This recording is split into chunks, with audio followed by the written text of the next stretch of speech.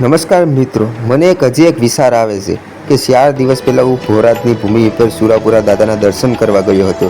પછી જ્યારે દર્શન કરીને રિટર્ન આવતા અમે ખટારામાં બેસ્યા હતા, બસ ન મળવાના કારણે. ખટારામાં બેસ્યા ને મિત્રો આ વિડીયોનો પૂરો જોજો. વાત પૂરી તમને કરું છું, અધૂરી મૂકતાની, અને વિડીયોને શેર પણ કરજો. મિત્રો જ્યારે ખટારામાં બેસ્યા પછી અમે હતા, અમારા પરિવારજનો 3-4 જણા, અને બીજા દેવી પૂજકના 2 દીકરા હતા.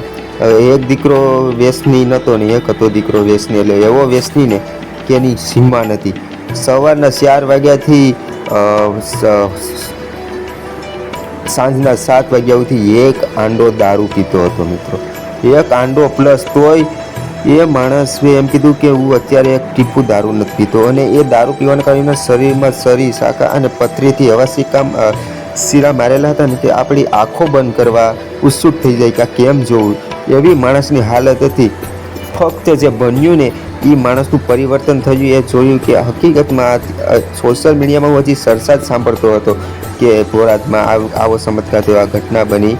દાનભા બાપુ ચમત્કાર છે એવું કહેતા નથી, પણ આપણે તો આપણી સાથે વીતેલી હોય અને આપણે શું સમજવું. દાદાનો એક હાસ્ય છે મિત્રો. તો તમે પણ તમારા ઘરમાં કોઈ વ્યસની હોય, એનાથી કંટાળી ગયા હોય, તો બસ તમે એ ભાઈ કોઈ પણ વ્યક્તિને લઈને જજો અને આ વિડીયોને એટલો શેર કરજો, કારણ કે આ આપણો પોતાનો અનુભવ છે. અને સુરાપુરા દાદા વિશે હું ખોટી વાત કરતો નથી. ખોટી વાત કરવી ને ભૂમિના શૂરવીરોની, એ પણ મોટું પાપ છે મિત્રો.